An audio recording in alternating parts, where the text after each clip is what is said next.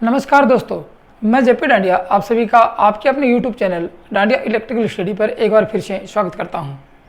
दोस्तों, आज के इस वीडियो में देखेंगे कि यदि अल्टरनेटर को लोड पे संयोजित किया जाए या अल्टरनेटर पर लोड संयोजित किया जाए तो जो टर्मिनल वोल्टेज है वो उत्पन्न होने वाले EMF से कम होकर प्राप्त मिलता है। कि टर्मिनल वोल्टेज का मान उत्पन्न वोल्टेज से कम मिलता है, अर्थात आर्मेचर में जो वोल्टेज उत्पन्न होता है उससे टर्मिनल वोल्टेज हमेशा कम मिलता है। तो टर्मिनल वोल्टेज कम मिलने के कारण क्या क्या हैं, किन कारणों से टर्मिनल वोल्टेज कम मिलता है, अर्थात ये कह सकते हैं कि टर्मिनल वोल्टेज कम होने के कारण क्या क्या है, वोल्टेज ड्रॉप किस कारण वोल्टेज ड्रॉप होता है जिसके कारण टर्मिनल वोल्टेज का मान कम होता है, उसके बारे में संपूर्ण जानकारी प्राप्त करेंगे। और दोस्तों, एग्जाम की दृष्टि से देखते हुए ये वीडियो बहुत मोस्ट इंपॉर्टेंट है, क्योंकि यहाँ से कुछ प्रश्न अंदरूनी रूप से पूछे जाते हैं कि ट्रांसफार्मर लोड अल्टरनेटिव लोड डालेंगे तो क्या होगा, इंडक्टिव लोड डाल देंगे तो क्या होगा, कैपेसिटिव लोड डाल देंगे तो क्या होगा। आज उन सब के बारे में चर्चा करेंगे। और जो लोड डालने के बाद वोल्टेज कम होता है उसकी पूर्ति कैसे करेंगे, उस वोल्टेज को कैसे बढ़ाएंगे, उसकी भी चर्चा करेंगे आज। तो दोस्तों, वीडियो को पूरा जरूर देखिए, क्योंकि इस वीडियो में बहुत कुछ राज छुपने वाला है, बहुत कुछ राज छुपा हुआ है, जिससे कि आप लोगों के कन्फ्यूज दूर हो जाएंगे। ठीक है, तो आज देखेंगे कि प्रत्यावर्तक में वोल्टेज ड्रॉप किन कारण से होता है जिसके कारण टर्मिनल वोल्टेज का मान कम मिलता है। तो वोल्टेज ड्रॉप इन अल्टरनेटर, इसमें देखेंगे आज क्या देखेंगे, वोल्टेज ड्रॉप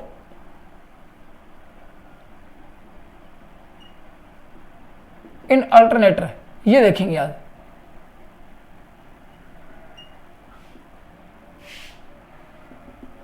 मतलब कि वोल्टेज ड्रॉप क्यों होता है। अब देखो, आप लोगों ने देखा था, मैंने आपको बताया कि अल्टरनेटर कितने प्रकार के होते हैं। मैंने आपको बताया कि अल्टरनेटर दो प्रकार के होते हैं। मेरी बातें गौर से सुनना और फिर समझना बात को कि मैं आपको क्या बताने वाला हूं, कि आप गौर से सुनोगे तो समझोगे, तो आपको वो चीज़ें सारी जो बातें हैं, जो तथ्य हैं, वो समझ में आ जाएंगी। जैसे कि आपको मैंने पढ़ाया था कि डीसी जनरेटर क्या होता है।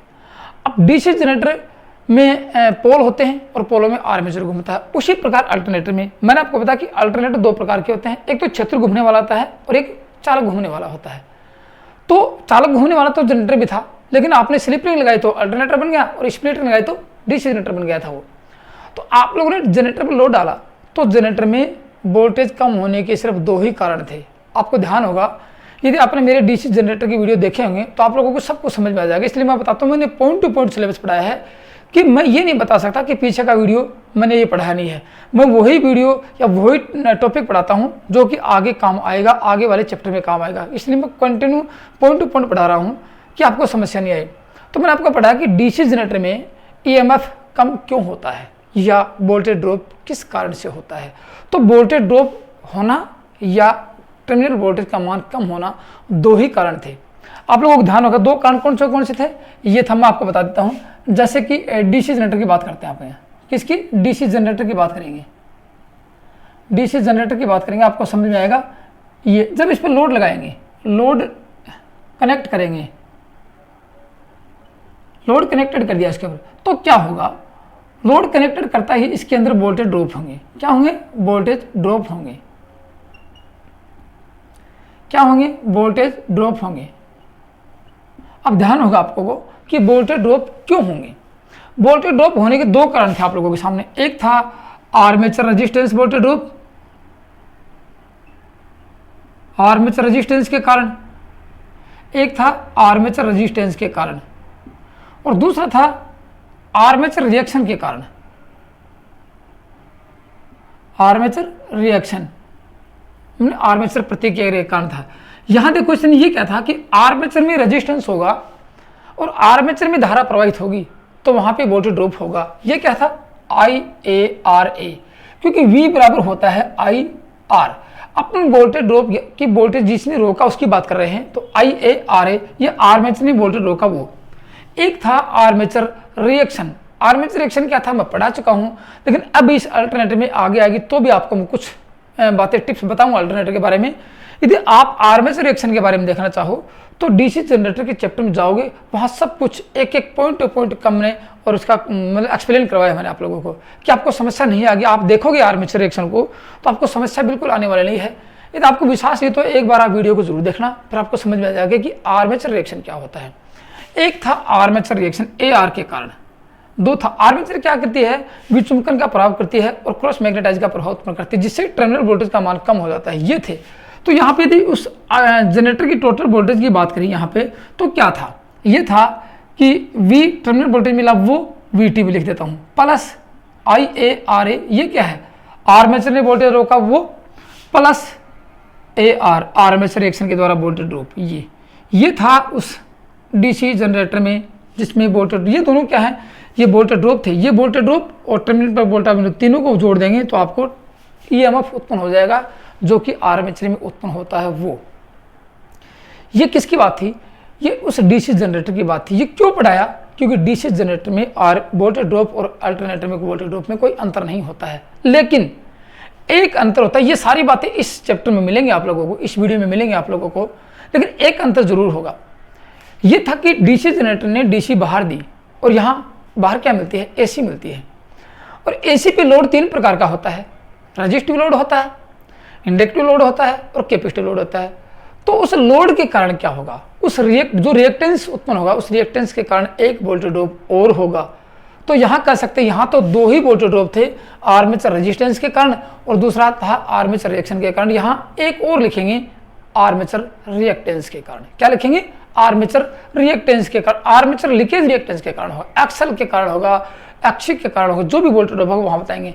तो यहाँ इस अल्टरनेटर में वोल्टेज ड्रॉप होने के कितने कारण हो गए, अर्थात टर्मिनल वोल्टेज कम होने के कितने कारण हो गए, 3 कारण हो गए।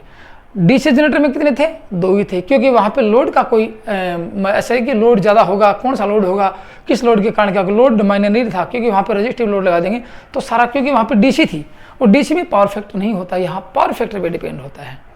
पावर फैक्टर कैसा होगा, यूनिटी पावर फैक्टर होगा, लैगिंग पावर फैक्टर होगा या लीडिंग पावर फैक्टर होगा, उसके ऊपर इसका वोल्टेज ड्रॉप डिपेंड करता है। तो आज देखेंगे कि इस अल्टरनेटर में तीसरा कारण और क्या हो सकता है, अर्थात 2 कारण तो DC जनरेटर वाले हैं और तीसरा कारण इस अल्टरनेटर में जो होगा आर्मेचर रिएक्टेंस प्रतिघात होगा।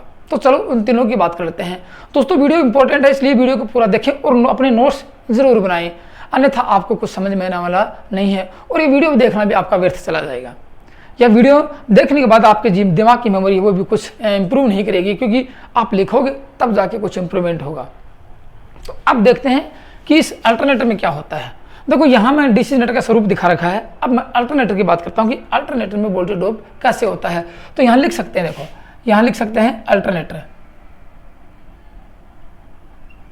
अल्टरनेटर या प्रत्यावर्तक हिंदी में कहते हैं आप लोगों को, प्रत्यावर्तक, या फिर इसको क्या कह सकते हैं, AC जनरेटर भी कह सकते हैं, सिंक्रोनस अल्टरनेटर भी कह सकते हैं। आप लोग देख चुके हो, ये अल्टरनेटर है। अब इसके ऊपर मैं अल्टरनेटर का स्वरूप दिखा दूँ कि जनरेटर में क्या था, अल्टरनेटर में क्या था। जनरेटर में देखो मैं दिखाता हूँ, मान लीजिए कि ये आपका रोटर रहेगा, एक सपोज करना, या फिर वैसे दिखाऊँ आप लोगों को कि सर ये ट्रांसफार्मर की भांति कैसे बना दिया आप लोगों ने, मैं दिखा देता हूँ, कोई बात नहीं, वैसे दिखा देता हूँ। माना कि आपका ये एक अल्टरनेटर है, ये अल्टरनेटर है और अल्टरनेटर का ये जो स्टेटर, इसमें वाइंडिंग कौन सी है। अब सपोज कीजिए, आप लोग मान लोगे, यहाँ पे सपोज कीजिए कि एक आर्मेचर वाइंडिंग स्थापित कर दी। मैं सिंगल फेज की ही दिखा देता हूँ आप लोगों को, कोई बात नहीं। ये 2 सिरे बाहर निकाल दिए, इसके अंदर क्या होगा आप लोगों को पता है, इसके अंदर क्या होगा, रोटर होगा। माना कि मैं आपको 2 पोल का रोटर दिखा देता हूँ, सपोज करना, आप लोग पूरी बातें समझोगे तो आपको सब कुछ समझाऊंगा, ऐसा पॉइंट न छोड़ूंगा जिससे कि आपके कॉन्सेप्ट क्लियर नहीं हो, आप लास्ट में, क्योंकि सर वास्तव में समझ आ गया है, ये N है और ये S है। मैंने कौन सा दिखाया है, आप समझ लो कि मैंने दिखाया है कि छत्र घूमने वाला अल्टरनेटर दिखा रहा हूँ मैं, क्योंकि आपको 2 बताए थे। यहाँ क्या होगी, देखो यहाँ दोस्तों इसके ऊपर वाइंडिंग होगी, पोल, ये पोल होंगे, पोलों पर क्या होगी, वाइंडिंग होगी और 2 सिरे यहाँ पर वाइंडिंग के निकलेंगे। ये सिरे किससे कनेक्ट हैं आप लोगों, ये यहाँ पे शाफ्ट होगी, शाफ्ट के ऊपर क्या होगी, स्लिप रिंग होंगी, स्लिप रिंग से कनेक्ट होंगे। तो यहाँ मैं उसको एक्साइटर को लगा देता हूँ। मान लीजिए कि आपके मैं शाफ्ट दिखा देता हूँ, यहाँ पे ये शाफ्ट दिखा दी, थोड़े ब्लैक रंग से दिखा देता हूँ, आपको समझ में आ जाएगी। फिर आपको पूरा डायग्राम दिखाऊंगा।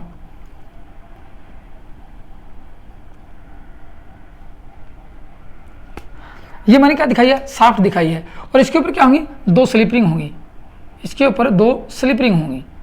ये देखो स्लिप रिंग से क्या कनेक्ट होंगे, दोनों वायर, पोलों की वाइंडिंग के दोनों वायर स्लिप रिंग पे कनेक्ट कर देंगे। ये देखो आप समझोगे इसको अच्छी तरह से कि मैंने यहाँ स्लिप रिंग पे दोनों वायर कनेक्ट कर दी, एक तार यहाँ से निकल गया और दूसरा तार ये इसके ऊपर कनेक्ट कर दिया।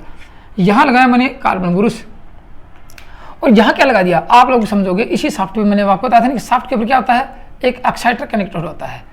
ये एक्साइटर दिखा दिया मैंने आपको को, ये एक्साइटर दिखाया। इसके ऊपर एक्साइटर क्या है, एक प्रकार का डीसी या शंट कंपाउंड जनरेटर हो सकता है जो डीसी देगा आप लोगों को। ये इसके यहाँ से 2 फेस तार निकलेंगे और इससे कनेक्ट कर देंगे, किससे, दोनों स्लिप रिंग से। अब आप समझ गए होंगे, ये कनेक्ट कर दिया और यहाँ लगा दिया मैंने एक श्रेणी क्रम में रिहोस्टेट लगा दिया। ये आप लोगों को काफ़ी बार पढ़ा चुका हूँ, बता चुका हूँ क्या होगा। ये रिहोस्टेट लगाया और यहाँ क्या हुआ, ये 2 टर्मिनल आपको बाहर निकल गए आउटपुट के लिए। ये देखो यहाँ क्या है, यहाँ डीसी मिलेगी आप लोगों को, ये पॉजिटिव है और ये नेगेटिव। यहाँ क्या जाएगी, डीसी जाएगी आप लोगों को। यहाँ क्या होगा, यहाँ आपका प्राइमर होगा। यहाँ क्या होगा, ये प्राइमर होगा। प्राइमर कौन सा, जो इसको घुमाएगा। यहाँ क्या है, ये प्राइम मूवर है जो इसको घुमाएगा, पीएम है। अब आपको समझाता हूँ। अब आप लोग क्या करोगे, इस प्राइम मूवर के द्वारा इस अल्टरनेटर को घुमाएंगे। घुमाएंगे तो क्या होगा, ये एक्साइटर साथ घूमेगा। ये क्या है, आपका एक्साइटर है। मैं वो डायग्राम दिखा देता हूँ, पर आपको अच्छी तरह समझ में नहीं आता, मेरे को बताना। ये एक्साइटर आप लोगों का, मैंने इस प्राइमर के द्वारा इस प्राइमर को घुमाया, एक्साइटर घुमा और रोटर घुमाना शुरू कर दिया और रोटर में डीसी प्रवाहित होनी शुरू होगी। अब जो ही डीसी प्रवाहित होगी तो यहाँ क्या बनेगा, फ्लक्स उत्पन्न होगा, चुंबकीय फ्लक्स होगा। यहाँ पे ये एन का होगा, ये एस का होगा, चुंबकीय फ्लक्स होगा। अब चुंबकीय फ्लक्स घूमेगा, गौर से सुना, घूमेगा तो फैराडे का नियम सिद्ध होगा और अल्टरनेटर चालकों को काटेगा और इसमें ईएमएफ उत्पन्न होगा। लेकिन अब सपोज कीजिए यहाँ माना कि 200 वोल्टेज उत्पन्न हुए, लेकिन आपको बाहर मिले हैं 180 वोल्टेज। बस यही देखने वाला है। ये क्या आपका, ये टर्मिनल वोल्टेज है और ये आपका ई है। बाहर क्या मिला, 180 वोल्टेज। अंदर कितना उत्पन्न हुआ, 200 वोल्टेज। तो ये 20 वोल्टेज कहाँ गया, यही आज पढ़ना है। क्या पढ़ना है कि ये जो 20 वोल्टेज कम हुआ है, ये हुआ कि टर्मिनल वोल्टेज का मान और उत्पन्न वोल्टेज से कम होता है। क्यों होता है, उन्हीं कारणों को देखना आज लोग, उन कारणों को देखेंगे। तो अब आपको दिखाऊं मैं कि क्या होगा। देखो कंडीशन मैं ये मिटा देता हूं और आपने लिख लिया होगा, मैं आपको दिखा देता हूं। देखो क्या होता है आगे, कंडीशन क्या होगी। कंडीशन ये होगी, अब आप लोग ये देख रहे हो, ये कौन सा है, इंडक्टिव लोड है। गौर से सुनना मेरी बात, ये क्या है, इंडक्टिव लोड। लोड कहां से मिल रहा है, आर्मेचर वाइंडिंग से मिल रहा है। गौर से सुनना, तो आर्मेचर वाइंडिंग होगी तो क्या होगा, यहाँ रेजिस्टेंस होगा। 2 बातें होंगी, एक तो इंडक्टिव लोड है तो यहाँ एक्सएल का मान होगा। गौर से सुनना, यहाँ एक्सएल का मान होगा। दूसरा क्या होगा, यहाँ पे आर्मेचर का रेजिस्टेंस होगा, आर्मेचर कॉइल का रेजिस्टेंस होगा। और तीसरा यहाँ आर्मेचर रिएक्शन होगी।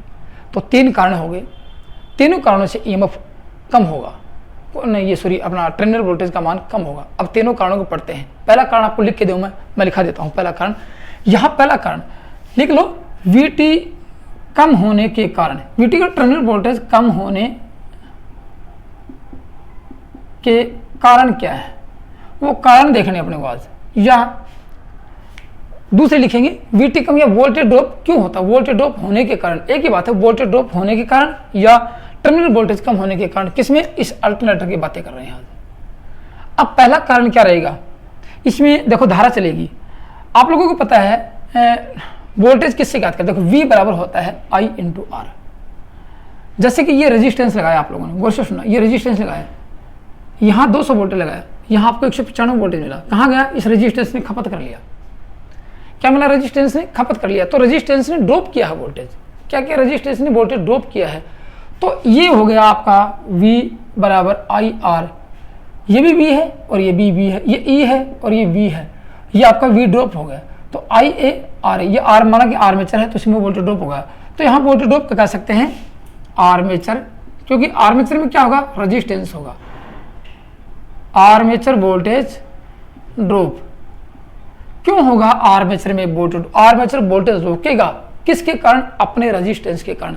और ऐसा कोई वाइंडिंग या ऐसी कोई धातु नहीं है, ऐसा कोई रेजिस्टेंस या वायर नहीं है जिसमें रेजिस्टेंस नहीं होगा। रेजिस्टेंस होता है, किसी में कम होता है, किसी में अधिक होता है। जहाँ अधिक होता है वहाँ अधिक वोल्टेज ड्रॉप होता है, क्योंकि रेजिस्टेंस वोल्टेज ड्रॉप करेगा। यहाँ से वोल्टेज उत्पन्न होंगे लेकिन इसी का रेजिस्टेंस होगा, वो ड्रॉप कर लेगा। माना कि इसने 5 वोल्टेज ही ड्रॉप किए, यहाँ क्या मिलने वाले हैं, 195 वोल्टेज। माना कि 200 वोल्टेज अंदर उत्पन्न होते हैं फैराडे के नियमानुसार, यहाँ क्या मिलेंगे, 195 वोल्टेज।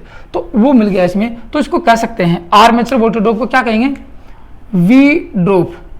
किसके कारण हुआ, IARA।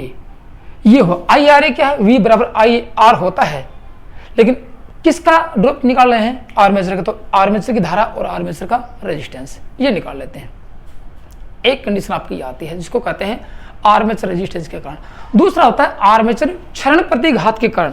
अब देखो यहाँ इंडक्टिव लोड तो है, गौर से इंडक्टिव लोड होते हैं, यहाँ एक्सल का मान भी होगा। एक्सल होगा तो यहाँ क्या होगा, लीकेज फ्लक्स जाएगा, उस एक्सल के कारण लीकेज फ्लक्स जाएगा। तो मैं आपको बताऊंगा, जिसे कहते हैं आर्मेचर क्षरण प्रतिघात। क्या लिखेंगे, आर्मेचर लीकेज रिएक्टेंस के कारण। दूसरा पॉइंट अपना आएगा आर्मेचर लीकेज रिएक्टेंस के कारण। आर्मेचर लीकेज रिएक्टेंस के कारण एक कारण ये आता है, मतलब कि आर्मेचर क्या लिखेंगे, हिंदी में लिखेंगे आर्मेचर क्षरण प्रतिघात। और प्रतिघात क्या है, एक्सल। यहाँ पे एक्सल, क्यों एक्स तो है, एक्स तो बाहर लगाएंगे लोड, यहाँ लोड लगाएंगे उसके ऊपर भी डिपेंड करेगा। ये हो सकता है IAXL, आर्मेचर धारा चलेगी और एक्सल चलेगी। अब धारा देखो, यहाँ वही धारा इसमें थी तो यहाँ IA लिख दो, यहाँ I लिख दो, IXL कर दो। इसका मतलब क्या होगा, ये एक्सल के कारण वोल्टेज ड्रॉप होगा। तीसरा किसके कारण होगा उसकी बात करते हैं। तीसरा होगा आर्मेचर रिएक्शन के कारण। तीसरा अपना कारण होगा आर्मेचर रिएक्शन। आर्मेचर रिएक्शन के कारण तीन कारण होंगे। तीनों कारणों को बारीकी से एक एक करके पढ़ेंगे। लोड कैसा लगाएंगे, क्या होगा, तीनों कारणों को पढ़ेंगे बारीकी से और उनके फॉर्मूले देखते हैं कैसे कैसे ये वोल्टेज ड्रॉप होता है। तो अब देखते हैं इन तीनों में से किस प्रकार वोल्टेज ड्रॉप होता है और टर्मिनल वोल्टेज का मान कम होता है। देखो मैं ऐसे मिटा के आपको एक इसका इंटरनल डायग्राम बना के दिखाता हूँ आप लोगों को, फिर समझ में आएगा आप लोगों को। यहाँ पे देखो कैसे, जैसे कि मान लीजिए ये क्या है, ये पूरी एक वाइंडिंग है, किसकी है, आर्मेचर की वाइंडिंग है। मैं आर्मेचर की वाइंडिंग को दिखाता हूँ और इसमें क्या होता है, EMF उत्पन्न होता है। इसके अंदर क्या है, इसके अंदर आपको पता कि एक्सल है, एक्सल मतलब इंडक्टिव रिएक्टेंस है, और क्या है इसके अंदर रेजिस्टेंस है। गौर से सुनना मेरी बात। अब मान लीजिए कि यहाँ पे मैं दिखाता हूँ, ये आपका आर्मेचर है, गौर से सुनना। आर्मेचर में EMF, आर्मेचर में क्या क्या है, तो EMF उत्पन्न होगा, E0 नो लोड पे वोल्टेज होगा। और इसके अंदर है क्या, इसके इंटरनली रूप से आपको बाहर निकाल के दिखाता हूँ। बाहर का मतलब कि यहाँ होगा क्या वो दिखाता हूँ। माना कि इसके अंदर एक रेजिस्टेंस मिलेगा, इंटरनल रेजिस्टेंस मिलेगा, ये रेजिस्टेंस है, और इसके अंदर क्या है, इंडक्टेंस है। दो चीजें इसके अंदर है, ये इसके अंदर ही है, ऐसी बात नहीं मैं आपको बाहर दिखाती हूँ। मान लीजिए कि यहाँ तक का स्वरूप एक है, ये आपका आर्मेचर है, यहाँ से EMF उत्पन्न हो रहा है और ये EMF ये है, ये बाहर जाएगा यहाँ से। तो बाहर जाएगा तो कौन किस चीज़ का एक तो रेजिस्टेंस का सामना करना पड़ेगा और एक इंडक्टिव रिएक्टेंस का सामना करना पड़ेगा। अब सपोज कीजिए मैं यहाँ पे इसके ऊपर लोड लगा देता हूँ, धारा कब चलेगी, जब इस पर लोड लगाएंगे। ये लोड लगा दिया, अब लोड किस स्वरूप का होगा, या तो रजिस्टिव लोड होगा, या इंडक्टिव लोड होगा, या कैपेसिटिव लोड होगा। प्रत्येक लोड पे देखेंगे यहाँ पे आप, ठीक है ना।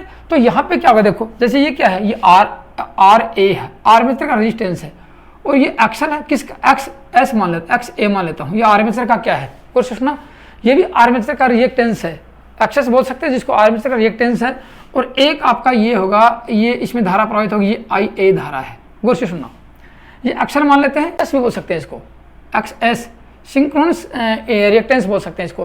ये दो बातें हो गई देखिए यहाँ पे, या फिर कहोगे सर इसके अंदर है इसलिए माने इसको लिखा नहीं, तो ये एक्सल है, ये क्या है, ये एक्सल है, इसके कॉइल के अंदर है। एक्सेस तो लिखा कि ये कॉइल के अंदर का है, बाहर तो एक्सल एक और लगाएंगे, फिर इसका क्या नाम रखेंगे, इसलिए मैंने इसको एक्सेस दिया है। क्या लिखेंगे, सिंक्रोनस रिएक्टेंस।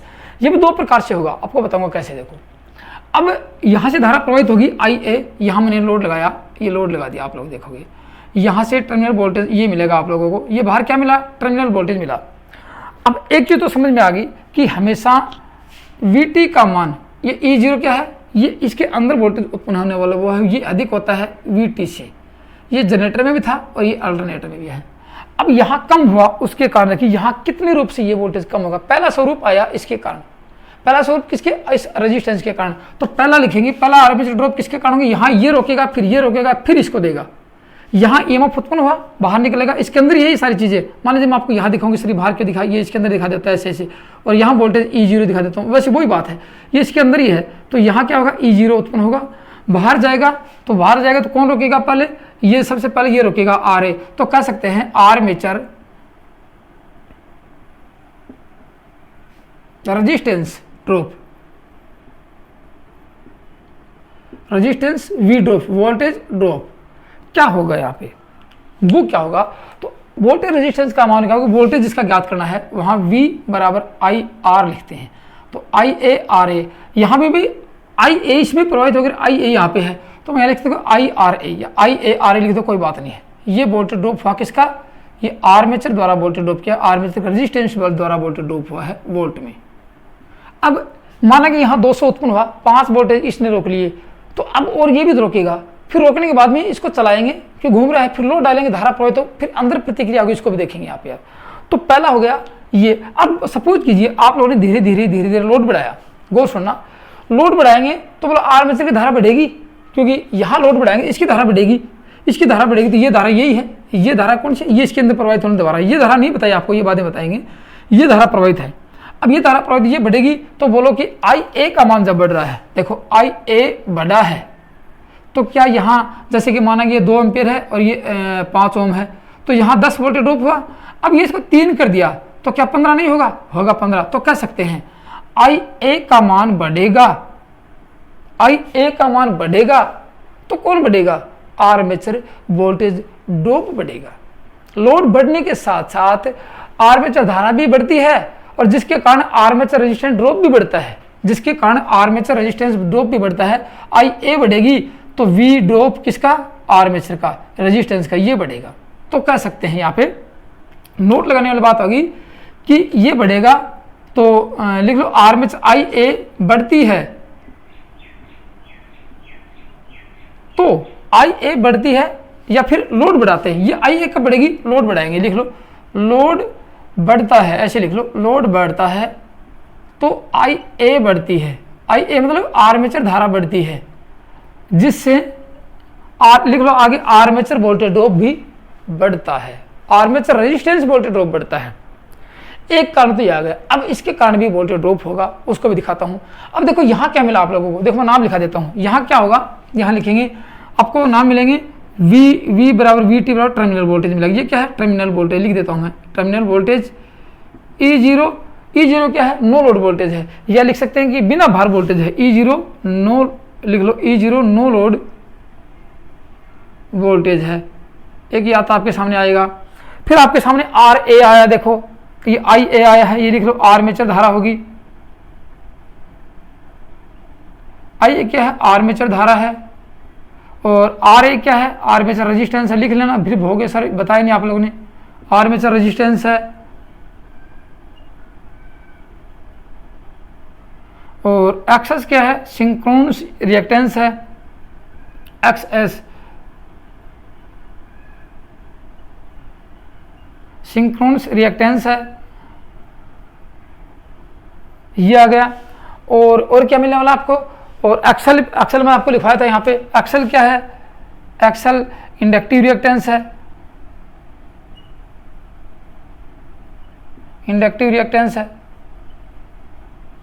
और क्या रहेगा इसके अंदर, E0 हो गया, लोड हो गया, और क्या रहेगा, और आएंगे आपके सामने एक्स मिलेगा, रिएक्टेंस मिलेगा किसका, आर्मेचर रेजिस्टेंस, आर्मेचर रिएक्शन का मिलेगा, वो भी आपको लिखवा देंगे। चलो ये तो यहाँ पे आगे एक चीज इसके ऊपर मतलब कि पहला वोल्टेज लिखा था मैंने कि आर्मेचर रेजिस्टेंस के द्वारा वोल्टेज ड्रॉप होगा, तो वो मैंने आपको बता दिया। अब लिखेंगे, अब किसके द्वारा देखेंगे कि आर्मेचर क्षरण प्रतिघात के द्वारा, एक्सल के द्वारा। अब देखो दूसरा कारण लिखेंगे क्षरण प्रतिघात के द्वारा, ये लिख लेना, और मैं आपको यहाँ मिटा देता हूँ। देखो दूसरा नाम लिखेंगे आर्मेचर क्षरण प्रतिघात। दूसरा रीजन आएगा आपका आर्मेचर लीकेज रिएक्टेंस, ये आएगा। अब देखो इसमें क्या होगा, आप गौर से सुना, यही डायग्राम आपके सामने है। इसमें क्या है, देखो माना कि इसमें रेजिस्टेंस तो है, और रेजिस्टेंस के साथ क्या है, रिएक्टेंस। रिएक्टेंस कौन सा है, inductive reactance. Inductive reactance coil के द्वारा, उसको कहते हैं एक्सल, इसके अंदर है, एक्सल है इसके अंदर। अब एक्सल के द्वारा क्या होगा, धारा प्रवाहित होगी इसके अंदर। अब धारा प्रवाहित होगी तो क्या होगा, देखो यहाँ एक चुंबकीय फ्लक्स तो ये घूम रहा है, इसको काट रहा है, दूसरा चुंबकीय, इसमें धारा प्रवाहित, तो इसका खुद का चुंबकीय फ्लक्स होगा स्थापित, कॉइल का, इस वाइंडिंग का खुद का चुंबकीय फ्लक्स स्थापित होगा। जब आर्मेचर पर लोड डालेंगे, यहाँ लोड डालेंगे, यहाँ पे लोड लगाएंगे, तो इसमें धारा प्रवाहित होगी IA, और यहाँ इस पूरी वाइंडिंग में धारा प्रवाहित होगी। तो वाइंडिंग में जहाँ धारा प्रवाहित होगी वहाँ क्या होगा, वहाँ पे चुंबकीय फ्लक्स स्थापित होगा। तो इस वाइंडिंग में स्वयं का चुंबकीय फ्लक्स स्थापित होगा, ठीक है ना, स्वयं का चुंबकीय फ्लक्स स्थापित होगा। ये चुंबकीय फ्लक्स कहाँ जाएगा, देखो यहाँ क्या है, यहाँ एयर गैप है, यहाँ एयर गैप है, कुछ एयर गैप तो इसका एयर गैप में विचलित हो जाएगा, कुछ तो एयर गैप में चला जाएगा, और कुछ इस वाइंडिंग में EMF उत्पन्न कर देगा, ठीक है ना। तो एयर गैप में घूमेगा, वो घूमकर क्या करेगा, इसी कॉइल को काटेगा। एयर गैप में घूमेगा, वो घूमकर क्या करेगा, इसी कॉइल को काटेगा। तो इस कॉइल में क्या होगा, स्वप्रेरित ईएमएफ उत्पन्न हो जाएगा। कौन सी कॉइल में? इस आर्मेचर वाइंडिंग में स्वप्रेरित ईएमएफ उत्पन्न हो जाएगा। वो स्वप्रेरित ईएमएफ क्या करेगा? उसको कहते हैं रिएक्टेंस वोल्टेज कहते हैं। क्या कहेंगे? उसको रिएक्टेंस वोल्टेज कहेंगे। तो इसमें क्या होगा देखो, जब इस पर लोड डालेंगे, लिख लो, जब आर्मेचर पर लोड डाला जाता है तो IA प्रवाहित होती है। IA प्रवाहित में आर्मेचर में धारा प्रवाहित होती है। बात होगी जिसके कारण क्या होगा? आर्मेचर में चुंबकीय फ्लक्स स्थापित होगा। चुंबकीय फ्लक्स स्थापित होगा और ये चुंबकीय फ्लक्स क्या करेगा? कुछ यहाँ पे एयर गैप में विचलित हो जाएगा। तो कुछ एयर गैप में विचलित होकर, मतलब कि एयर गैप में, लिख लो, ये चुंबकीय फ्लक्स क्या करेगा? ये फाई क्या करेगा? एयर गैप में विचलित हो जाएगा। एयर गैप में मतलब अनावश्यक चला जाएगा, अपने कोई काम नहीं आने लगेगा, एयर गैप में विचलित हो जाएगा। और हो जाएगा तो क्या करेगा? ये यहाँ से पूरी वाइंडिंग को घूमकर काटेगा। तो क्या करेगा? आर्मेचर में ये फ्लक्स क्या करेगा? जिसको कहते हैं लीकेज रिएक्टेंस। क्या कहेंगे? लीकेज फ्लक्स कहेंगे जिसको क्या कहेंगे? ये लीकेज फ्लक्स कहलाता है। जो लीकेज ये एयर गैप में जाएगा क्या कहेगा? लीकेज फ्लक्स कहलाता है। ये लीकेज फ्लक्स हो गया। लीकेज फ्लक्स क्या करेगा? अब मैं आपको पॉइंट टू पॉइंट बता रहा हूँ। लीकेज फ्लक्स क्या करेगा? इस वाइंडिंग में, ये लीकेज फ्लक्स है, लीकेज फ्लक्स इस वाइंडिंग में, कौन सी में? आर्मेचर वाइंडिंग में स्वप्रेरित ईएमएफ उत्पन्न कर देगा। क्या करेगा? इसमें स्वप्रेरित ईएमएफ उत्पन्न होगा। और जिस ईएमएफ को क्या कहेंगे? जो स्वप्रेरित ईएमएफ उत्पन्न होगा इसको क्या कहेंगे? रिएक्टेंस। इसको क्या कहेंगे? रिएक्टेंस वोल्टेज कहते हैं। ये रिएक्टेंस वोल्टेज हो गया। किसके कारण हुआ? उस एक्सल के कारण इसमें ईएमएफ उत्पन्न हुआ। और जो फ्लक्स उत्पन्न हुआ ये तो था अलग। इस एक्सल के कारण इसमें धारा चली तो फ्लक्स उत्पन्न हुआ, जिसके कारण इसमें ईएमएफ उत्पन्न हुआ। जो फ्लक्स इसको काटेगा ईएमएफ उत्पन्न हुआ, जिसको रिएक्टेंस वोल्टेज कहते हैं। ये रिएक्टेंस वोल्टेज क्या करता है? ये उत्पन्न वोल्टेज को, ये रिएक्टेंस क्या करेगा? ये मैं लिख दूं यहाँ पे, ये उत्पन्न वोल्टेज का विरोध करता है। उत्पन्न वोल्टेज के विपरीत कार्य करता है। ये रिएक्टेंस वोल्टेज, इसमें जो VR रिएक्टेंस वोल्टेज उत्पन्न होगा वो क्या करेगा? इसमें E उत्पन्न होगा, उसके विपरीत रूप से कार्य करेगा और इसके मान को कम कर देगा। ये उत्पन्न वोल्टेज के विपरीत कार्य करता है। कौन सा? Reactance voltage. किसके कारण हुआ? उस रिएक्टेंस के, उस एक्सल के कारण हुआ। ठीक है ना? ये रिएक्टेंस वोल्टेज जो ईएमएफ उत्पन्न होता है उसके विपरीत कला में होता है या विपरीत रूप से कार्य करता है। ये भी कह सकते हैं रिएक्टेंस वोल्टेज की कला में होगा तो जुड़ जाएगा। ये रिएक्टेंस वोल्टेज की कला में हो तो कहते हैं ये क्या होगा? ये उत्पन्न ईएमएफ के विपरीत कला में होता है। विपरीत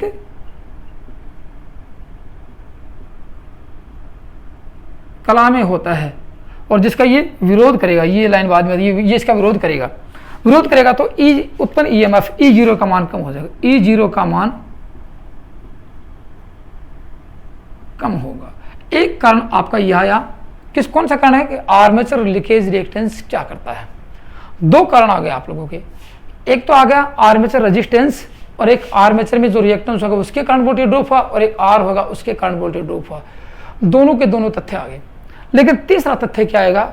आर्मेचर पर लोड बढ़ाएंगे, जिसको कहेंगे आर्मेचर रिएक्शन के कारण क्या होगा। अब तीसरा तथ्य आपको बताता हूं आर्मेचर रिएक्शन। फिर तीनों तथ्यों को साथ मिला के आपको मैं फेजर डायग्राम दिखाता हूं कि कैसे वोल्टेज को ड्रॉप करता है। इसको करेंगे, देखो इसमें धारा प्रवाहित है वो और ये एक्सल। इसको किससे लीकेज रिएक्टेंस को किससे दर्शाएंगे? IA XL. ये आएगा IA एक्सल होगा। ये IARA था, कौन सा? इसके आर्मेचर में जो रेजिस्टेंस के कारण वो क्या था? IARA था और ये IA एक्सल है। तो दोनों में I है तो यहाँ लिख सकते हैं ये IRA है और ये क्या है? I एक्सल है। दो वोल्टेज ड्रॉप होंगे। तीसरा अब निकालेंगे, कौन सा? आर्मेचर रिएक्शन के कारण। दो बातें याद रखना आप लोगों को।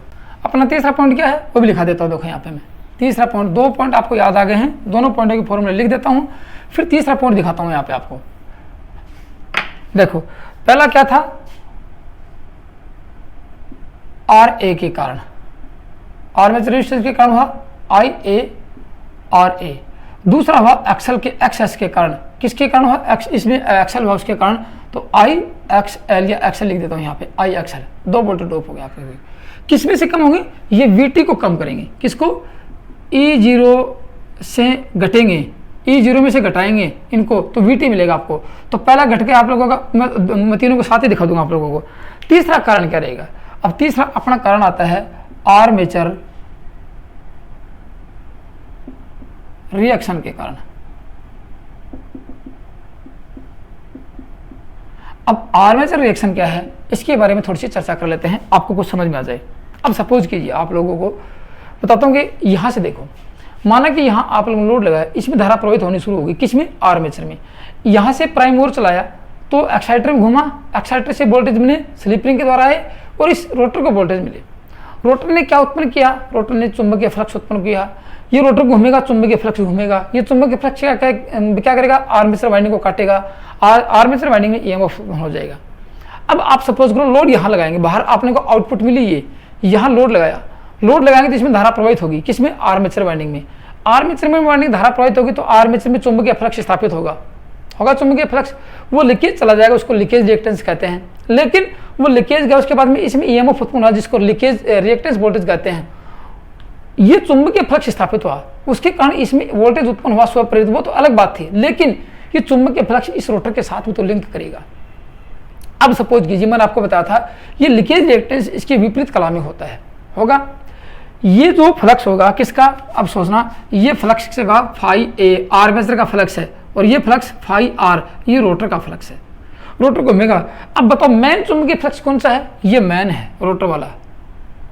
ये चुंबकीय फ्लक्स इसके विपरीत कला में होगा, इसको कमजोर करेगा। तो कह सकते हैं कि आर्मेचर ने स्वयं का चुंबकीय फ्लक्स स्थापित किया, कब, जब लोड लगाया तब।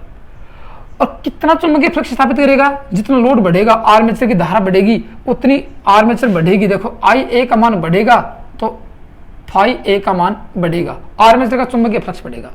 और ये चुंबकीय फ्लक्स बढ़ेगा तो ये तो निर्धारित है, माना कि इसने 20 वेबर फ्लक्स उत्पन्न हो रहा है, किसमें, रोटर द्वारा 20 वेबर है, और यहाँ से 2 वेबर फ्लक्स उत्पन्न हुआ, फिर धारा बढ़ाई 3 वेबर हो गया, क्योंकि धारा बढ़ेगी तो फ्लक्स बढ़ेगा, आपको पता है धारा बढ़ेगी तो फ्लक्स बढ़ेगा, 5 वेबर हुआ। अब वो यहाँ देखो पहले तो माना कि इसमें 200 वोल्टेज उत्पन्न किए, 200 वोल्टेज सपोज करना आप 200 वोल्टेज उत्पन्न हुए आर्मेचर में, इसमें उत्पन्न हुए, लेकिन कब हुआ, जब 20 वेबर फ्लक्स था तब हुआ। अब बताओ फ्लक्स का मान घटेगा कि नहीं घटेगा, क्यों घटेगा, क्योंकि आर्मेचर का चुंबकीय फ्लक्स इस चुंबकीय फ्लक्स का विरोध कर रहा है, किसका, रोटर के चुंबकीय फ्लक्स का विरोध कर रहा है। रोटर का चुंबकीय फ्लक्स क्या है, मेन चुंबकीय फ्लक्स है। तो अपन ये कह सकते हैं कि आर्मेचर रिएक्शन में, आर्मेचर रिएक्शन क्या होती है, आर्मेचर द्वारा उत्पन्न चुंबकीय फ्लक्स का मुख्य चुंबकीय फ्लक्स पर पड़ने वाला प्रभाव आर्मेचर रिएक्शन कहलाती है। गौर से सुनना मेरी बात दोबारा, आर्मेचर द्वारा, ये कब होगा, आर्मेचर में चुंबकीय फ्लक्स का बगैर लोड लगाएंगे, लोड लगाने के बाद ही सारी प्रक्रिया होंगी, नो लोड पे नहीं होगा।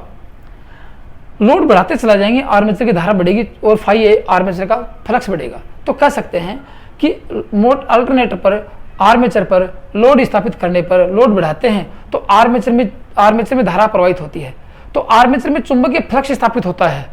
ये चुंबकीय फ्लक्स मुख्य चुंबकीय फ्लक्स पर प्रभाव डालता है, जिसको आर्मेचर रिएक्शन कहते हैं।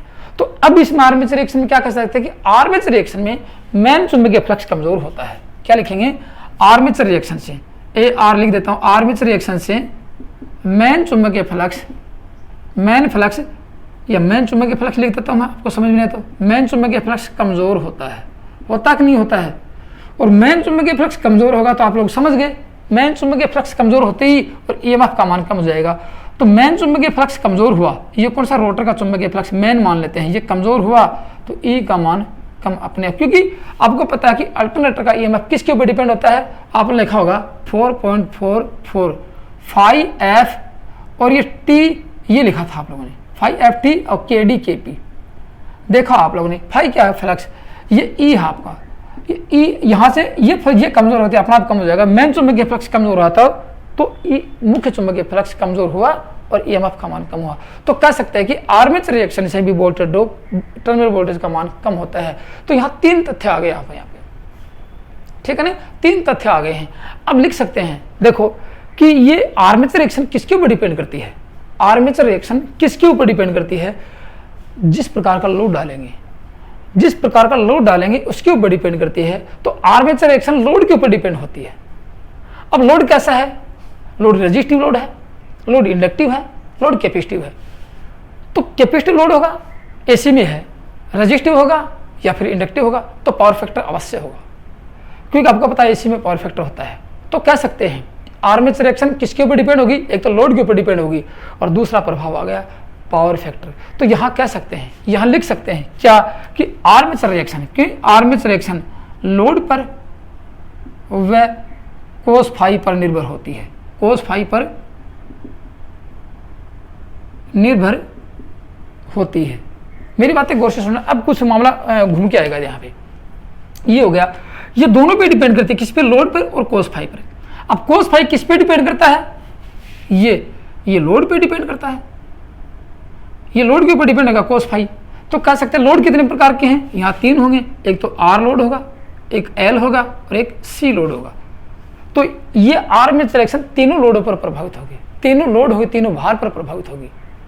अब देखो तीनों भार कैसे, यहाँ आपको पता होगा यहाँ पावर फैक्टर यूनिटी होता है, यूनिटी कोस फाई, यहाँ लैगिंग, ये ऐसे का चैप्टर पढ़ा होगा आप लोगों ने, इंडक्टिव लोड में लैगिंग कोस फाई होता है और यहाँ लीडिंग कोस फाई होता है। अब तीनों की भाषा समझना, काफ़ी बार तीनों बातें परीक्षा में पूछी गई हैं कि इंडक्टिव लोड होगा तो वोल्टेज पर क्या प्रभाव पड़ेगा, कैपेसिटिव लोड होगा तो वोल्टेज पर क्या प्रभाव पड़ेगा, रेजिस्टिव लोड होगा तो वोल्टेज पर क्या प्रभाव, कितना प्रभाव पड़ेगा, उसकी बातें कर लेते हैं।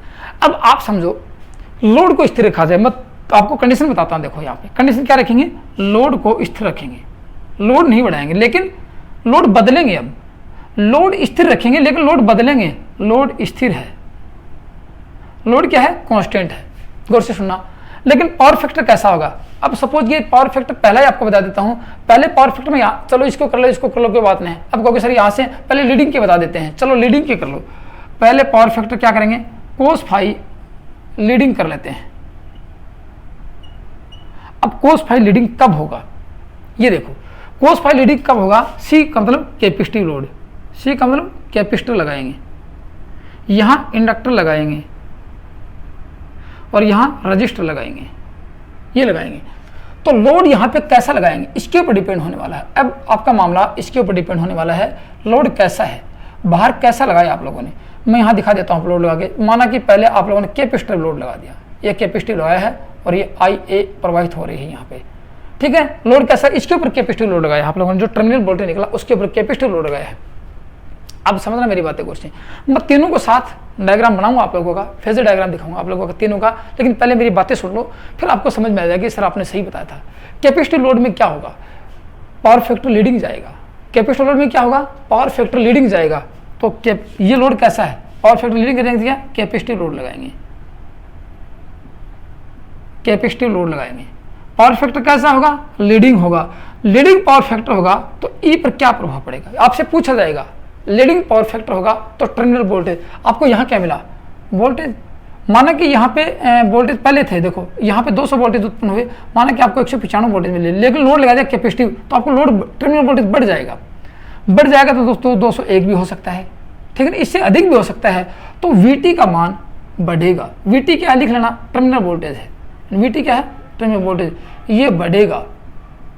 गौर से सुनना, काफी बार पूछा जाएगा यदि लोड पावर फैक्टर लीडिंग होगा तो टर्मिनल वोल्टेज पर क्या प्रभाव पड़ेगा, टर्मिनल वोल्टेज बढ़ेगा। क्यों बढ़ेगा, क्योंकि देखो अब क्यों बढ़ेगा उसकी बात करता हूं। देखो दो चीजें आएंगे आपके सामने, तथ्य आएंगे। क्यों बढ़ेगा, आपने कैपेसिटर लोड लगाया तो यहां धारा चली, देखो लेगिंग चली, लीडिंग चली या कैसे चली, धारा चलेगी। यहाँ पे I का मान कैसा चलेगा, लीडिंग धारा चलेगी। किसमें, आर्मेचर में धारा लीडिंग चलेगी। यहाँ धारा लीडिंग चली, लीडिंग कैसे, ये वोल्टेज है और ये धारा आपकी लीडिंग होगी, ये V है और ये I है, IA लीडिंग चलेगी। लीडिंग चलेगी तो इसमें चुंबकीय फ्लक्स उत्पन्न होगा। किसमें, देखो धारा प्रवाहित होगी तो चुंबकीय फ्लक्स तो अवश्य होगा, चाहे धारा कैसी भी हो, चुंबकीय फ्लक्स उत्पन्न होगा। तो इसमें चुंबकीय फ्लक्स होगा φA, ये क्या करेगा, इस मेन चुंबकीय फ्लक्स का सहयोग करेगा। तो लिख लेते हैं यहाँ पे लीडिंग, इसमें कैपेसिटर लोड से क्या होगा, क्यों तो टर्मिनल वोल्टेज बढ़ेगा, क्यों बढ़ेगा, क्योंकि इससे आर्मेचर का चुंबकीय फ्लक्स मेन चुंबकीय फ्लक्स का सहयोग करेगा और मेन चुंबकीय फ्लक्स मजबूत होगा, मेन चुंबकीय फ्लक्स मजबूत होगा। याद रखना, मेन चुंबकीय फ्लक्स क्या होगा, मजबूत होगा और चुंबकीय फ्लक्स बढ़ेगा तो आपको पता है टर्मिनल वोल्टेज का मान बढ़ेगा। तो बोलो टर्मिनल वोल्टेज बढ़ा घटा, बढ़ गया, किस लोड में, कैपेसिटर लोड में, किस पावर फैक्टर पे, लीडिंग पावर फैक्टर पे। अब बताओ यहाँ पे आर्मेचर रिएक्शन थी, उसने क्या किया, वो आर्मेचर रिएक्शन क्या थी कि इसने मेन चुंबकीय फ्लक्स को प्रभावित किया, कैसे, कमजोर किया तो वोल्टेज घटा। लेकिन इससे क्या होगा, मेन चुंबकीय फ्लक्स मजबूत होगा, कमजोर नहीं होगा। आर्मेचर रिएक्शन होगी लेकिन विपरीत रूप से कार्य कर रही है, आर्मेचर रिएक्शन विपरीत रूप से कार्य कर रही है, मेन चुंबकीय फ्लक्स का सहयोग कर रही है और जैसे कि वोल्टेज मजबूत हो जाएगा। ये तो थी एक कंडीशन आपकी, फिर मैं आपका डायग्राम करके दिखाऊंगा। दूसरी कंडीशन मेरी समझो बात को आप लोग, लोड स्थिर रखा जाएगा लेकिन पावर फैक्टर कैसा रखा जाएगा, लोड क्या है, लोड स्थिर है, सेम वही कंडीशन है, स्थिर है लोड, लेकिन कोस फाई कैसा है, लैगिंग है। अब की बार लैगिंग, अब मेरी बातें समझ में, लिखते चले जाना सारी बातें। लैगिंग कब होगा, जब लोड यहाँ पे इंडक्टिव लगाएंगे, लोड यहाँ पे इंडक्टिव ऐसा लोड लगाएंगे, इसके ऊपर ये लगा दिया और मैं इसको टर्मिनल वोल्टेज संयोजित कर देता हूँ, ये लोड लगा दिया, कैसा है लोड, इंडक्टिव लोड है, इंडक्टिव लोड है। अब देखो मेरी बातें, इंडक्टिव लोड हुआ तो धारा कैसी चलेगी, धारा यहाँ पे IA लैगिंग चलेगी, धारा लैगिंग चलेगी और पावर फैक्टर कैसा होगा, पावर फैक्टर भी यहाँ पे लैगिंग होगा, पावर फैक्टर कैसा है, लैगिंग होगा, पावर फैक्टर लैगिंग होगा, धारा लैगिंग चलेगी। अब बताओ वो जो चुंबकीय, इसमें चुंबकीय फ्लक्स होगा फाई ए होगा, फाई ए क्या करेगा, फाई आर में मेन चुंबकीय फ्लक्स, मेन लिख देता हूं, मेन चुंबकीय फ्लक्स का विरोध करेगा, पहले तो सहयोग कर रहा था अब विरोध करेगा, तो मेन चुंबकीय फ्लक्स कम होगा, मेन चुंबकीय फ्लक्स क्या होगा, कम होगा। और आपको पता है चुंबकीय फ्लक्स कम हो रहा है तो वोल्टेज का मान भी कम होगा, तो टर्मिनल वोल्टेज घटेगा बढ़ेगा, टर्मिनल वोल्टेज घट जाएगा। तो लिख लेना, यदि अल्टरनेटर पर लोड स्थिर है लेकिन इंडक्टिव लोड लगाया गया है, प्रेरित किए भार लगाया गया है, तो क्या होगा, आर्मेचर में धारा लैगिंग चलेगी, धारा लैगिंग चलेगी तो आर्मेचर का चुंबकीय फ्लक्स मेन चुंबकीय फ्लक्स का विरोध करने वाला होगा और मेन चुंबकीय फ्लक्स का विरोध करेगा तो मेन चुंबकीय फ्लक्स कम हो जाएगा, ठीक है ना, मेन चुंबकीय फ्लक्स कम हो जाएगा, यहाँ से ये मेन चुंबकीय फ्लक्स कम होगा तो ई का मान भी कम होगा और टर्मिनल वोल्टेज का मान घट जाएगा। तो क्या कह सकते हैं, इंडक्टिव लोड से या लैगिंग पावर फैक्टर से टर्मिनल वोल्टेज का मान घटता है, बढ़ता नहीं है। क्यों, क्योंकि इस स्थिति में आर्मेचर का चुंबकीय फ्लक्स मेन चुंबकीय फ्लक्स को विचुंबित करता है, आर्मेचर का चुंबकीय फ्लक्स मेन चुंबकीय फ्लक्स को विचुंबित करता है और विचुंबित करेगा तो ये कमजोर हो जाएगा और आर्मेचर रिएक्शन के कारण इसमें वोल्टेज ड्रॉप हो जाएंगे और कमजोर कर देगा। दो बातें होगी आपके सामने। अब कहेंगे इस स्थिति में क्या करना चाहिए, वोल्टेज घटा है, इस स्थिति में क्या करना चाहिए। यहां से ये फील्ड एक्साइटेशन जो लगाया गया है, ये देखो ये क्या करेगा, यहाँ चुंबकीय फ्लक्स ये कमजोर जो ही होगा, यहाँ से फील्ड एक्साइटेशन इसमें धारा को बढ़ाएंगे, किसमें, इस रोटर की धारा को, IR रोटर की धारा बढ़ाएंगे तो फाई M का मान मेन चुंबकीय फ्लक्स बढ़ेगा और फिर वोल्टेज कंट्रोल हो जाएगा। तो कह सकते हैं इस स्थिति में फील्ड एक्साइटेशन को बढ़ाना पड़ता है जिससे कि वोल्टेज कंट्रोल हो जाए, ठीक है। अल्टरनेटर का वोल्टेज कंट्रोल करने का एक ही साधन है अपने पास, फील्ड एक्साइटेशन को बढ़ाना, न कि गति को बढ़ाना। गति से क्या होगा, गति से फ्रीक्वेंसी का मान बढ़ जाएगा लेकिन वोल्टेज का मान नहीं बढ़ेगा, ठीक है। ये तो थी बात इसकी। अब तीसरी बात करते हैं, देखो तीसरा क्या है, तीसरा है यदि लोड इसके ऊपर कौन सा डालेंगे, लोड की बात की जाए, लोड अब रजिस्टिव लोड डालेंगे, लोड कौन सा डालेंगे, रजिस्टिव लोड में यहां लिख देता हूं, यहां लगाएंगे लोड स्थिर है, लोड स्थिर रखेंगे लेकिन कैसा रखेंगे, लोड स्थिर रखेंगे, कैसा रखेंगे, रजिस्टिव लोड, रजिस्टिव लोड रखेंगे। अब आपको पता है रजिस्टिव लोड का पावर फैक्टर कितना है, 1 होता है, कोस फाई यूनिटी होता है। अब यूनिटी कोस फाई से क्या होगा, ये मेन चुंबकीय फ्लक्स तो इसमें बहुत कम प्रभावित होगा लेकिन क्या विचलित तो नहीं करेगा लेकिन थोड़ा सा कमजोर करेगा, ठीक है ना। इस स्थिति में क्या होगा, टर्मिनल वोल्टेज पर कम प्रभाव पड़ेगा। लिख लो टर्मिनल पावर फैक्टर कैसा होगा, यूनिटी होगा, पावर फैक्टर यूनिटी होगा और VT पर, VT क्या है, टर्मिनल वोल्टेज पर कम प्रभाव पड़ेगा, प्रभाव तो पड़ेगा लेकिन कम पड़ेगा। ठीक है ना। और क्यों पड़ेगा, क्योंकि इस स्थिति में क्रॉस मैग्नेटाइज होता है, ठीक है ना। एक तो होता है विचुम्बित, उसको विचलित करना और कमजोर करना। एक क्रॉस होता है कि इसके आमने सामने वो आएगा, मतलब चुंबकीय फ्लक्स स्थापित होगा, जिससे थोड़ा चुंबकीय फ्लक्स कम हो सकता है लेकिन विचलित नहीं होगा वहां से, ठीक है ना। तो इस क्षेत्र को कहते हैं, जैसे इसमें क्या होगा, इसमें लिखो तो लिखना चाहो, इस स्थिति क्यों कम होगा, ये क्यों होगा, वीटी पर कम प्रभाव पड़ेगा, क्यों पड़ेगा, इसका रीजन लिख लो। इस स्थिति में क्रॉस मैग्नेटाइजिंग प्रभाव होता है, क्रॉस लिख लो, क्रॉस मैग्नेटाइजिंग होता है। क्या होगा, क्रॉस मैग्नेटाइज, जिससे क्या कहते हैं, चुंबकीय क्षेत्र का विरूपण कहते हैं। चुंबकीय, इसको क्रॉस मैग्नेटाइजिंग के नाम वो लिख सकते हैं, चुंबकीय क्षेत्र का, कौन से का, मेन चुंबकीय क्षेत्र का, चुंबकीय क्षेत्र का विरूपण होता है।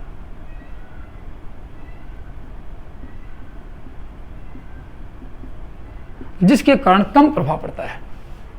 एक आपकी कंडीशन ये आती है। अब 3 कंडीशन आ गई आपके सामने।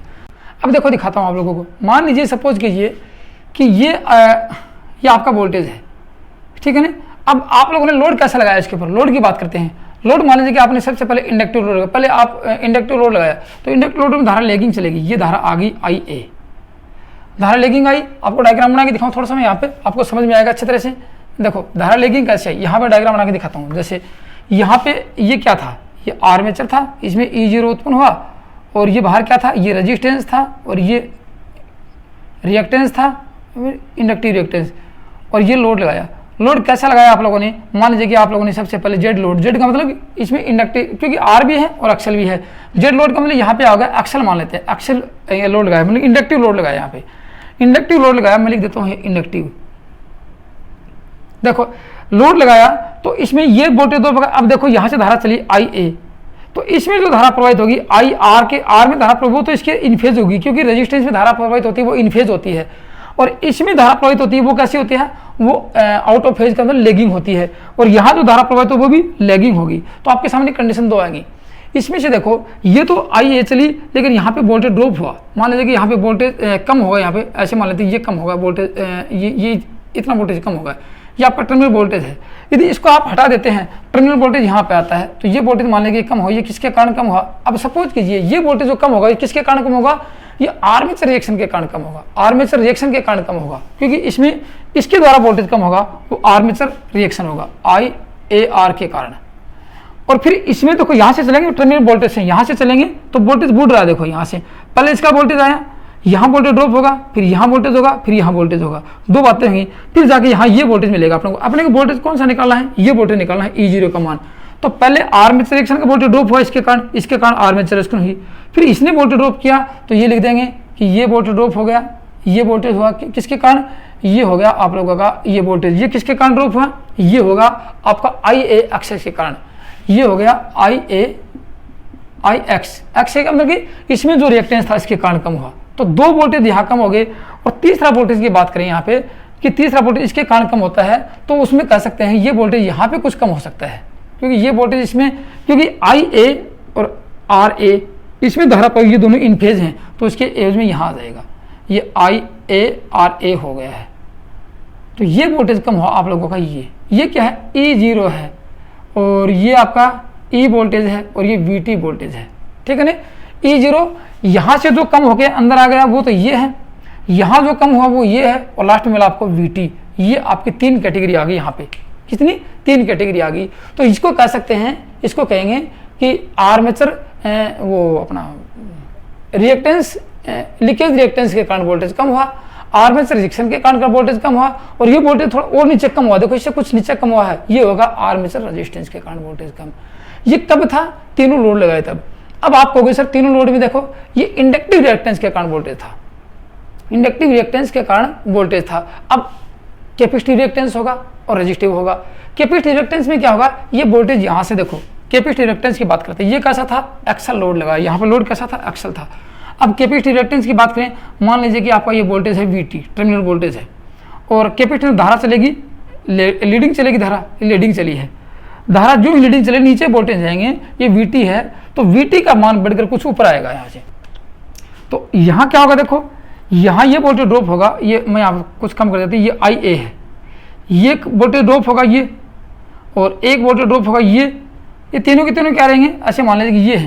लेकिन यहाँ पे इस बीट ये वोल्टेज ड्रॉप नीचे से कम हुआ, ये नहीं होगा, ये वोल्टेज ऊपर जाएगा थोड़ा सा ऊपर, यहाँ से ये वोल्टेज यहाँ पे ऐसे हो जाएगा, ये वोल्टेज इतना कम हो जाएगा, ये वोल्टेज यहाँ से अप करेगा, यहाँ से देखो ये वोल्टेज पहले तो नीचे कम हुआ था, इसमें तो नीचे कम ऐसे हुआ था ऐसे, लेकिन यहाँ से वोल्टेज जो लीडिंग पावर फैक्टर जाएगा, कैपेसिटर लोड लगाएंगे, यहाँ पे कैपेसिटर लगाएंगे तो ये वोल्टेज नीचे की बजाय यहाँ से अप करेगा यहाँ से, तो ये वोल्टेज कैसा आ जाएगा, ये वोल्टेज यहाँ पे आ जाएगा। तो टर्मिनल वोल्टेज ये था जो यहाँ से उठकर इसके कारण यहाँ पे आ गया, तो ये टर्मिनल वोल्टेज यहाँ पे आएगा। बोलो पहले से बढ़ा कि नहीं बढ़ा, ये आपका E0 वोल्टेज था नो लोड का, और ये लोड का वोल्टेज था ई लोड पे, और ये IA लीडिंग है, और ये टर्मिनल वोल्टेज आ गया है यहाँ पे आपका, ये आ गया आपका यहाँ पे टर्मिनल वोल्टेज ये। तो VT का मान बढ़ता है, ठीक है ना, VT का मान बढ़ता है, इसलिए कह सकते हैं इस पूरे सर्किट में तीनों लोड पर टर्मिनल वोल्टेज का मान निर्भर करता है, जो आपको मैंने बताया है, और परीक्षा में काफ़ी बार आपसे पूछा जाएगा। मैंने जितनी बातें बताई हैं वो एग्जाम में लगभग आ चुकी हैं। अब आप लोगों ने कितना इसमें सीखा है, कितना आपको समझ में आया है, और कितना आप लोगों ने लिखा है, वो आपके ऊपर डिपेंड करता है, लेकिन एग्जाम में एक क्वेश्चन अवश्य पूछा आपसे जाएगा। तो दोस्तों ये तो था आज आपका कि टर्मिनल वोल्टेज कम होने के क्या क्या कारण हो सकते हैं, आर्मेचर रिएक्शन के कारण वोल्टेज ड्रॉप कैसे होता है, इसमें अक्सर के कारण वोल्टेज ड्रॉप कम कैसे होता है, और लोड के कारण वोल्टेज ड्रॉप कम कैसे होता है। तो दोस्तों वीडियो कैसा लगा, या इस वीडियो के प्रति आपके मन में जो कोई प्रतिक्रिया हुई वो कमेंट्स में जरूर लिखना। आज की वीडियो में इतना ही था, थैंक यू, धन्यवाद।